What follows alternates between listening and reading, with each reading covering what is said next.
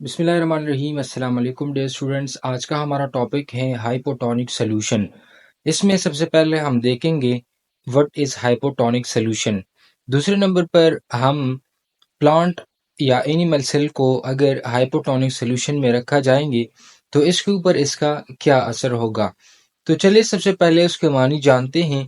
Hypo का मतलब है लो, बिलो या लेस देन, और टॉनिक का मतलब होता है सॉल्यूट या स्ट्रेंथ। तो कोई भी एक ऐसा सॉल्यूशन कि जिसमें सॉल्यूट की कंसंट्रेशन बैरूनी जानिब बॉडी फ्लूइड की बनिस्बत कम हो और वाटर कंसंट्रेशन बॉडी फ्लूइड के मुकाबले में ज़्यादा हो तो उसे हाइपोटोनिक सॉल्यूशन कहा जाता है। या उसकी डिफिनीशन आप यूँ भी कर सकते हैं कि हाइपोटोनिक सॉल्यूशन वो सॉल्यूशन होती है कि जिसमें सॉल्यूट की कंसंट्रेशन कम हो बनिस्बत इंट्रासेलुलर सेलुलर सॉल्यूट कंसंट्रेशन के। या उसकी आप डिफिनीशन यूँ भी कर सकते हैं कि एक ऐसा सॉल्यूशन कि जिसमें वाटर पोटेंशियल ज़्यादा हो बनिस्बत सेल के, तो उसे हाइपोटोनिक सॉल्यूशन कहा जाता है। डियर स्टूडेंट्स, इसमें आप देख रहे हैं ये हमारे साथ एक सेल है। ये कोई भी सेल हो सकता है, प्लांट सेल भी हो सकती है और एनिमल सेल भी हो सकती है।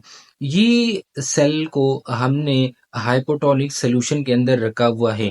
तो यहाँ पर दो तरह की कंडीशंस हैं हमारे साथ। एक को हम कहते हैं इंटरनल इन्वायरमेंट, यानी सेल का जो अंदरूनी माहौल है, सेल का अंदरूनी इन्वायरमेंट है, यानी सेल मेम्ब्रेन के अंदर वाली इन्वायरमेंट। और दूसरे को हम कहते हैं एक्सटर्नल इन्वायरमेंट, यानी एक सॉल्यूशंस जो सेल के अंदर मौजूद हैं, तो इसको हमने इंटरनल इन्वायरमेंट का नाम दिया है। और दूसरा जो इन्वायरमेंट है उसका नाम है एक्सटर्नल इन्वायरमेंट, यानी जो सेल मेम्ब्रेन से बाहर वाली इन्वायरमेंट है। तो बाहर अगर हम देखें बाहर वाली इन्वायरमेंट में, तो यहाँ पर सॉल्यूट की कंसंट्रेशन क्या है, कम है, यानी यहाँ पर सॉल्यूट के मॉलिक्यूल्स कम है। और अंदरूनी जानिब यानी सेल मेम्ब्रेन के अंदर अगर हम देखें तो यहाँ पर सॉल्यूट की कंसंट्रेशन क्या है, ज़्यादा है।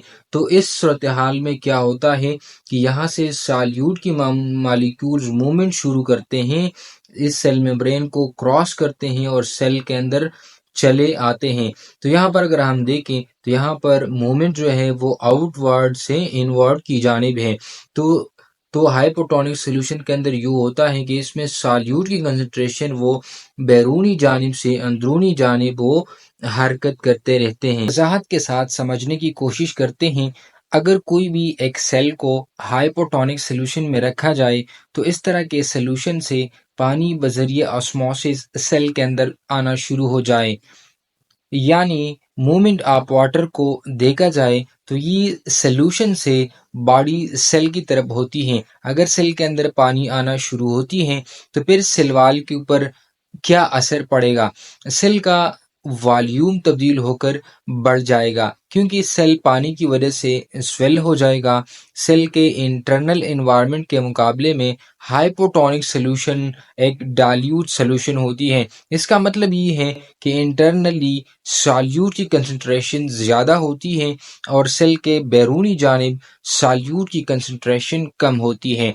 तो ऐसे में पानी बाहर की जानिब से अंदरूनी जानिब हरकत करने लगता है क्योंकि पानी हमेशा से लो कंसंट्रेशन एरिया से हाई सॉल्यूट कंसंट्रेशन की तरफ हरकत करते हैं, जिसकी वजह से सेल के साइज में भी इजाफा हो जाती है और सेल टर्जिड हो जाती हैं।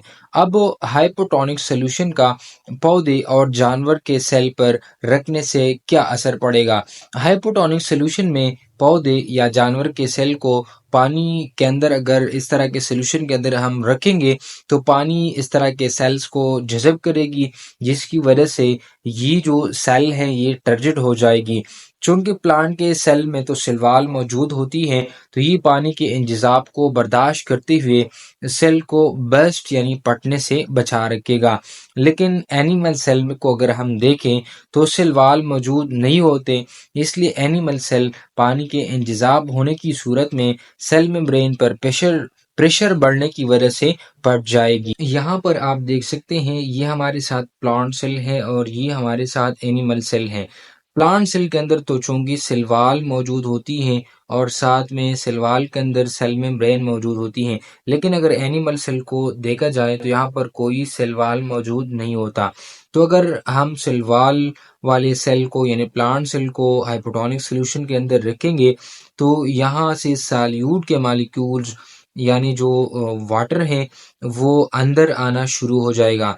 तो ये उस पर प्रेशर डालेगा इस सेल मेम्ब्रेन पर, तो कुछ प्रेशर इस सेल मेम्ब्रेन को बर्दाश्त करना पड़ेगा और बाकी जो प्रेशर वो सेल मेम्ब्रेन उसको मेंटेन रखता है। तो इसी की वजह से प्लांट सेल के ऊपर उसका इतना ज़्यादा असर नहीं होता, यानी ये फटता नहीं है।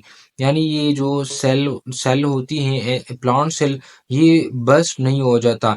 लेकिन अगर दूसरी जानिब हम देखें अगर एनिमल सेल को हाइपोटोनिक सॉल्यूशन के अंदर हम रखेंगे, तो ऐसे में क्या हो जाएगा कि ऐसे में जो पानी है वो बाहर की जानिब से अंदर आना शुरू हो जाएगा और जो ही पानी अंदर आएगी तो ये सेल मेम्ब्रेन के ऊपर इस तरह का प्रेशर डेवलप करेगा और इस सेल मेम्ब्रेन इस प्रेशर को बर्दाश्त नहीं कर सकेगा और इसी वजह से उनका जो सेल मेम्ब्रेन है वो बर्स्ट हो जाएगा।